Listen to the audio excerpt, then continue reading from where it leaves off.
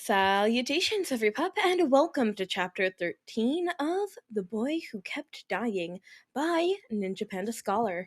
As always, the link to the fic will be in the description below. And with that out of the way, let's jump on into it. Harry and Chapter 13 Death Learns Way Too Much. Harry and Death both stayed at Hogwarts for Christmas break.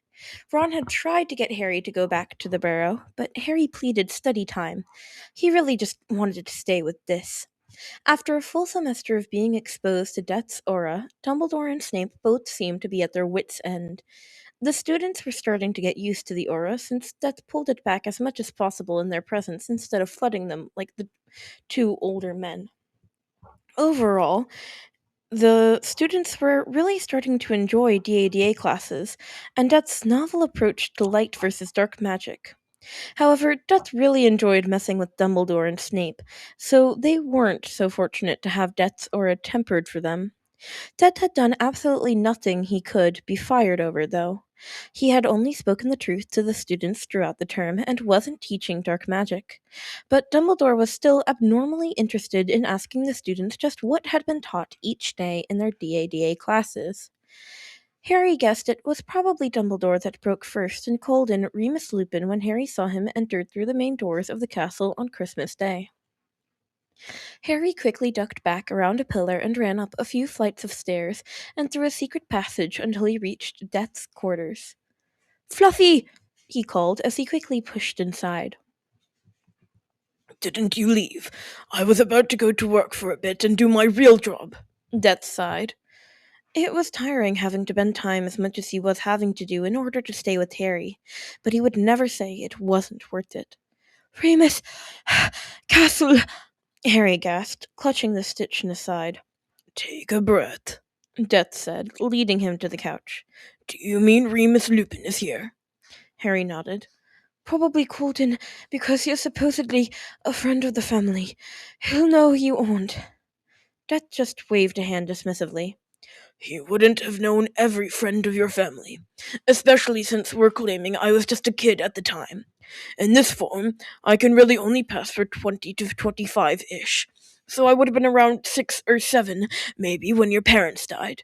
And we'll say I met Sirius after Azkaban, then he was on the run."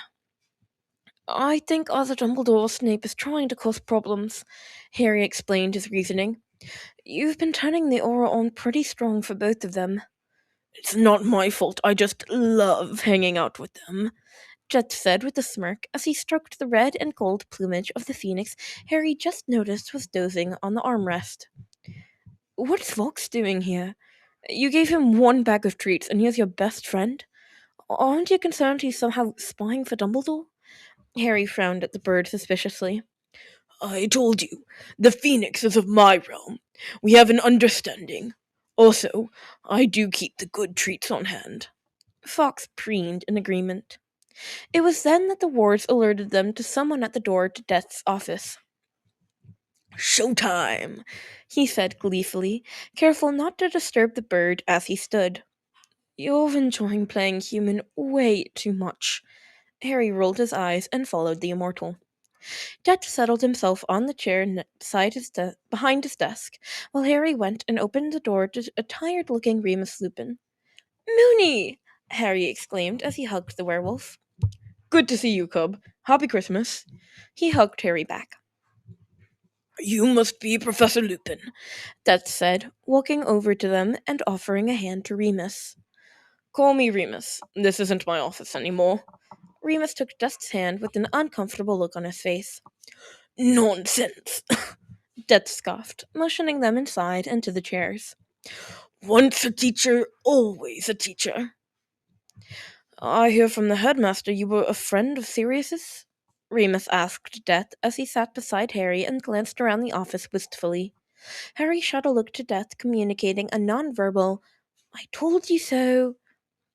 Death smiled and launched into the story he and Harry had worked on earlier in the semester. "I was a kid down the street from the Potters when Harry was very small. I enjoyed playing with the baby and was sad when the family disappeared and went under the Fidelius charm. I was distraught when I heard of their deaths. It took me a while, but I was finally able to get back in touch with Harry after all those years to see how he was doing. When was that, Harry? Your first year at Hogwarts? Summer between first and second. Harry corrected their fictitious story. Truth was, he didn't get any letters that summer because of Dobby's well-meaning interference. Anyway, we kept in touch, and I reached out to Sirius when Harry told me his godfather was back in the picture and innocent. I was really hoping he would get to take Harry in and keep him away from those horrible people he calls relatives. Sirius would have liked that, Remus agreed sadly, but really didn't seem suspicious, thankfully. I wonder why he never mentioned you, though. I was never in the country. I was very busy working on my defense mastery abroad, so I wasn't here to be a major part of any of your lives. However, Sirius mentioned last year in a letter about all the troubles with the DADA position, and, well, when he was no longer here to look after Harry, I decided to stop by for a year or so, just to be a friendly face, Det said, with a smile that tended to turn people's blood to ice. Remus shivered. Harry saw and rolled his eyes. Come on, he isn't that creepy. I swear, everyone's a wimp at the school, Harry said exasperatedly. He really didn't understand everyone's adverse reaction to his friend. Unfortunately, it's not just the school. Death laughed. You really are unique in not finding me terrifying. Remus looked at them confused. May I ask why everyone thinks you're terrifying? I'm like you, not quite human. Death shrugged, downplaying that he really wasn't human at all. I'm much less dangerous than a werewolf, though. Really, I'm all fluff, but I have an aura that tends to set people on edge. Mom didn't think you were creepy, Harry corrected him, remembering something he said. You said she hugged you. She originally was affected. I think it was exposure that helped. Lily can be terrifying in her own right, though, so maybe she's just a kindred spirit. Death mused. What are you, then? Remus asked, silently agreeing about Lily Potter. I'm not dangerous, that's what I am, and I plan to leave it at that, Death said with a tone of finality. Don't worry, Moony. I know all about him, and he's really not dangerous. There's just a lot of prejudice, as you well know, Harry assured him. We wouldn't want a repeat of what happened when you were outed, would we? Remus was still concerned about whatever creature the new professor might be, so he stayed for dinner in the Great Hall and flew with Harry around the Quidditch pitch for a bit before taking his leave. Harry and Death both were positive he would be reporting to a certain headmaster before he left the castle. It seemed he bought their story, but Harry knew the headmaster would now be researching all magical creatures with auras. Not that he was going to find anything written about death more than myths. Death had made sure of that over the years. It was just after New Year's when Harry pushed into Death's quarters, visibly shaken. I think I know why Dumbledore hasn't trained me up until this point, Harry said, sitting on the couch and putting his head in his hands dejectedly. Death immediately joined him on the couch, concerned for his love. What happened? He asked, as he traced comforting circles on Harry's back. I thought he was just showing you Tom Riddle's past, before he became what he is now. Can you just look and see if you agree? Harry asked, motioning at his head. If you are okay with me doing that. Death waited for consent. Harry nodded, and Death placed both his hands on Harry's temples. Just think about what happened, love, and I'll see it too.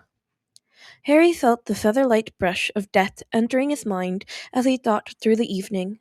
Harry showed his friend the memory of Morphin Gaunt, and then the tampered memory of the old potions master, Slughorn. Harry moved into Dumbledore explaining that he was trying to get the real memory from the old man, but that he was very paranoid or ashamed or something. They finally talked about horcruxes, and Dumbledore showed him the ring that used to house a piece of soul. The one he conveniently didn't mention was the Resurrection Stone. Death left Harry's mind just as delicately as he entered. So, Dumbledore knows about the horcruxes, and probably has for a while. Why do you think he hasn't outright told you about them? Why this roundabout method? That was my first question, Harry said darkly. Then I started thinking, what if Dumbledore knows I used to be a horcrux? What if he hasn't trained me because he needs me to die when I face Voldemort? What if he wants me to die? All of those roundabout explanations are just to ease me into the idea that I have to sacrifice myself for the greater good. It makes a kind of sick sense. But why wouldn't he try to remove the piece of soul from you instead of just condemning you to die? Death asked, anger creeping into his voice. Harry shrugged. Maybe he assumes there isn't a way to remove it? I would be very interested to learn if he even tried asking around and researching. Death frowned angrily. When will you see the man again? Dumbledore said that even without Slughorn's original memory, he assumes there are several Horcruxes, as we both already know to be true, and that they are probably important things from Hogwarts history, since Riddle was obsessed with the school. He said he has the lead on one, and he'll take me with him. Death scoffed. You will not be leaving campus with that man. I plan on you actually reaching your 17th birthday without me having to bring you back to life again so that I can court you properly. Harry smiled at the immortal, suddenly feeling much lighter. A little old-fashioned, but I can live with that. I wonder if Snape knows about Dumbledore's plans to let you die. Death mused, thinking. If he did, then they were going to have words even before he died. I doubt he'd care. Harry snorted skeptically. Dumbledore's dying, and Snape invariably knows, since he would have. Dumbledore's. Dumbledore's dying, and Snape invariably knows, since he would have to brew the potions to keep him alive this long. That's probably why he agreed to help young Mr. Malfoy, as you overheard a while back. I might not be a seer, but I can read souls pretty well. Snape is a scarred soul. He has a very strong sense of duty and responsibility. He's just let the horrors of his past cause him the bitterness that he meets the world with now. I think he's as much on the side of right as is possible for him to be. Death surmised. Your mother told me once, when I was complaining about this treatment of you, that they used to be friends and grew up together. Snape was friends with my mother? Harry scoffed. He could not believe that at all. Best friends, according to her. Death nodded. They had a falling out at some point in school, but even so, I doubt you would be okay with anyone wanting her son to die.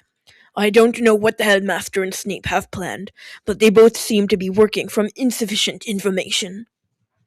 Well, I could go up to him and tell him I know Dumbledore's dying and that Malfoy's supposed to be killing him or something, and that I know Snape promised to help. I can tell him that I know I'm supposed to die because I'm a Horcrux, but really my friend Death took care of that for me. Harry paced, close to ranting at this point.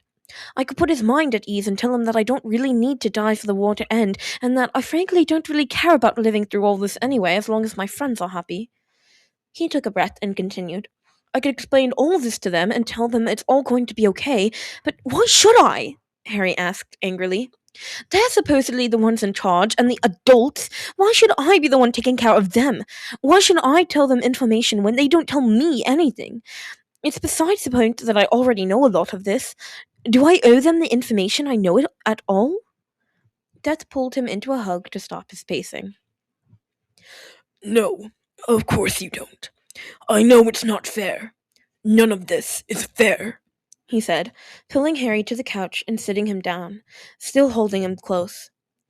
I just want you to be happy, but so many people won't let you.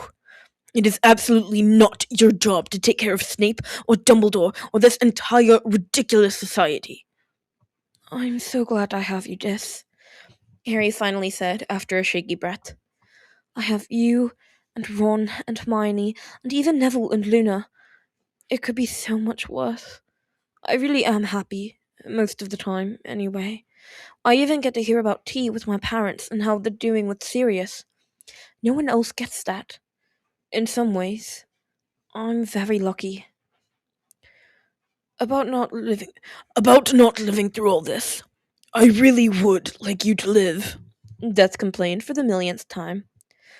I'm not planning on living to 150 and having 30 grandkids. You do realize that? Harry raised an eyebrow at him with a look that said he should have figured this out before now. I don't want 30 grandkids. I just want you. And the birds and the bees talk didn't really cover relationships with death, but I'm guessing kids aren't one of the options. Death shifted awkwardly. No, I don't suppose so, he finally admitted.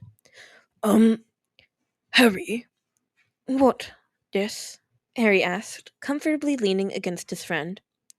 What is the birds and the bees talk? Ask Sirius. Harry laughed with a mischievous twinkle in his eye. He was the one that told me. Nope, never again. He could never show his face at tea again.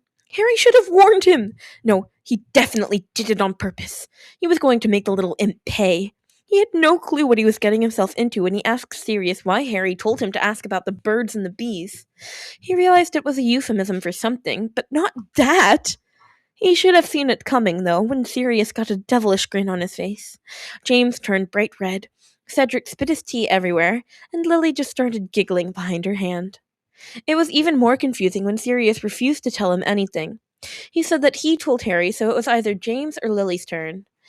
James seemed to think that Cedric should give it a go, which had the boys stuttering and talking about his dad's sock puppets until Lily saved him.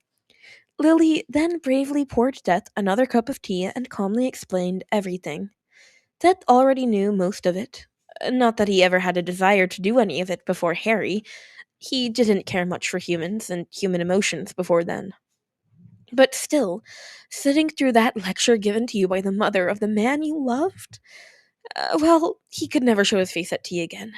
It was decided. Ted frowned sternly at Harry when he did his oh-so-familiar stroll through the portrait hole and crashed onto the couch. That was not funny. You could have warned me. Harry laughed, clutching his sides. So you asked him? Oh, Merlin, I wish I could have seen that. He was so awkward when he told me. It had to have been 10 times worse. Imagine giving Death the sex talk. Death glowered. No, he refused to tell me. They kept passing the responsibility, and someone really needs to explain to Mr. Diggory the correct and incorrect usage of sock puppets. At that, Harry just rolled off the couch. I can't! I can't! I'm glad you're amused. I can never show my face at tea again. After calming down slightly, Harry pulled himself back onto the couch. Who finally told you? Cedric? Death grimaced. Your mother. Harry turned pale.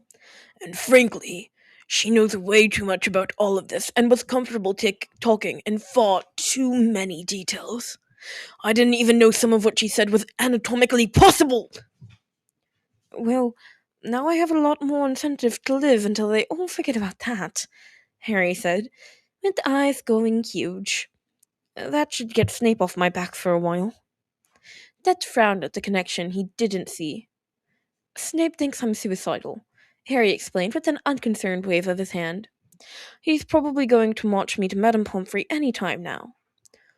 And why would he think that? Death asked sternly. He could just see Harry pulling some crazy stunt that would lead to Snape's assumption. Harry shifted awkwardly. It's not my fault he's a suspicious git and decided to invade my mind during class. He didn't go deep, so I didn't catch the intrusion quickly enough. He must have heard me daydreaming about looking forward to seeing Death, you, by the way, and wondering how tea with my parents would be in the afterlife. What was his reaction? Death nodded.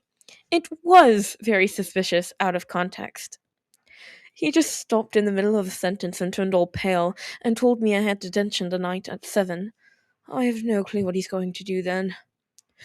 I'll come with you. Invisible, of course, Death decided. We may have to tell him about me if you can't come up with a good story. We don't want you to be sent to St. Mungo's or something like that. Thanks, Harry perked up. On the note of debt and all, Sir Nicholas wanted me to pass on to you that the ghosts appreciate you helping Myrtle move on. They would like you to speak to Peeves at some point as well, if you haven't already. He keeps running from me, Death grumbled. I'm loath to use too much of my particular brand of magic in the castle to trap him, since I'm not sure how it'd react to the wards. I think it'd be okay, but I'm not willing to chance being thrown out of the castle if it perceives me as being too dark. Of course, I could get back in, but the headmaster would probably know about it. I know for a fact the Bloody Baron would move on, but not until Peeves does. He isn't technically a ghost either, so it's a bit of a fudge with my magic. It's all very frustrating. Just let me know if you want to use the map. I'm happy to go ghost hunting with you. Or rather, poltergeist hunting. Another time. There's something I need your help with right now, though, before your detention. Follow me. Anywhere, Harry said, smiled, with a raise of his eyebrow suggestively. Death led Harry to a familiar stretch of wall on the 7th floor by the painting of Barnabas the Barmy. You want to do something in the Room of Requirement? Ah, is that what this place is? Death said, an understanding look on his face. You didn't know? I can feel a piece of the soul somewhere behind this wall, but I couldn't understand how to get to it. Harry's eyes widened. There's a horcrux in the Room of Requirement? Yes. Do you know how to access it? Not sure how to get it exactly, but we could always just ask. Harry paced 3 times in front of the blank space of wall, muttering that he needed the room with the horcrux in it. After a door appeared on the 3rd time, Death's face lit up. Brilliant! He exclaimed. This room is an excellent piece of magic. I haven't seen the like in centuries. Merlin would love to hear about this. I'll have to have a chat with him. Harry opened the door and walked into the most cluttered room he had ever seen in his life. How in the 9 circles of hell are we going to find the horcrux in this mess? Death snorted. There aren't 9 circles, and just follow me. Death strolled through the piles with his hands in his robes like he was antiquing on a weekend. There, he finally said, pointing at a diadem precariously perched on an ugly wig. Must be Ravenclaw's diadem. Okay, so how do we destroy it? Harry asked, casting several dark curse detection spells Death had taught him on the crown to see if it was safe to pick up. Can you just pull the soul out like you did with me? I can't pull it out when it's still in this realm. Yours was already in the other realm. The spell that created the Horcrux prevents me from taking it while it's in its vessel. Fine Fire or Basilisk Venom are the most effective means. As I'm not trusting a 6th year to cast Fine Fire, how about we go visit our dead Basilisk friend in the Chamber of Secrets? Harry picked up the diadem, confirming it was safe to hold temporarily. He wrapped his arms around Death. Onward, noble steed! He exclaimed. Death sneered at being reduced to a mode of transportation, but still shifted both of them to the chamber. If you call me a steed again, I'll refuse to ever let you stay in the afterlife. You'll just have to wait until you're 150. We have a messed up relationship when your threat is that you won't let me die. Harry laughed. Don't mention this to Snape, or he'll really think I'm suicidal. You'll have to do it. Death motioned to the basilisk thing still on the floor. Keep one in case we need it later. Yeah. Just get ready to grab the old bugger. Can you get yourself back up when I'm gone? Death wondered if he'd need to hurry back, or if he could take some care of some more of his regular business. Yeah, I can levitate myself back up to the entrance. See you at 7, though. Of course. Harry quickly stabbed the diadem, very anticlimactically, until the soul rushed out screaming. Death grabbed onto it and immediately vanished with the cloud of evilness. Harry stood at the door to Snape's office at 6:58 p.m. with a very visible Death. You going to go invisible, mate? I am invisible, love. You can always see me, though. Courtesy of the weird soul bond thingy. If anyone walks by you, you'll look crazier than you already are talking to the air. Harry playfully punched Death in the shoulder before knocking on Snape's door. And was called from inside. Harry took a deep breath and entered with Death following behind. You wanted to see me, Professor? Harry asked, as he walked up to the man marking papers at his desk. Have a seat, Potter, Snape snarled, looking much more out of sorts than normal. Harry sat in front of the desk with Death standing encouragingly behind him. Is this about my grade, sir? Harry asked, knowing full well it had nothing to do with his grade. Look, Potter, Snape began, looking for all the world like he would rather be somewhere else. I'm worried about your mental state. I am afraid you may be contemplating taking your own life. You can't. Well, you have people who care. Weasley and Granger and that Lovegood girl. Oh, I'm not planning on taking my own life, Professor. Harry smiled. There are plenty of people out there who would rather do that for me, if I was so inclined. You know full well I'm not going to make it out of this war alive, though. Though he hid it well, Death could see that, yes, Snape did know something of Dumbledore's plans for Harry's imminent demise, and he was not happy. And you are just okay with that? Snape asked incredulously. Let's just say that I have a different relationship with death than most people, Harry explained. I'm not suicidal, but it's not something I fear either. That is very. Snape couldn't seem to come up with what it was. I do really appreciate your concern, though, Harry said, promising himself that he did actually appreciate Snape's concern. I promised a good friend that I'd do my best to make it out of all of this alive, so that's my plan, regardless of the plans of others. Death gave Harry's shoulder a little squeeze of appreciation. Snape's eyes crinkled in confusion, and also a little sadness. Is that all, Professor? Harry said, turning to the door. Snape cleared his throat and went back to grading. Yes, that will be all, Potter. And that's a wrap on chapter 13. Sorry if I'm being quieter than normal. I'm at my mom's house, and so I actually have to be quiet at night when I'm recording this. Um, I like this chapter a lot. Snape being suspicious of Harry wanting to commit suicide and actually being concerned about him is just, it's so sweet. It's so sweet that even though he still clearly doesn't like him, he's also like, this is just a 16-year-old boy who is seeming very suicidal, and also he knows Harry just lost his godfather. Harry was there when Voldemort came back. He lost his friend Cedric, and he was with the Basilisk, and he was with the Coral Mart, and in third year he thought that his godfather was out to kill him.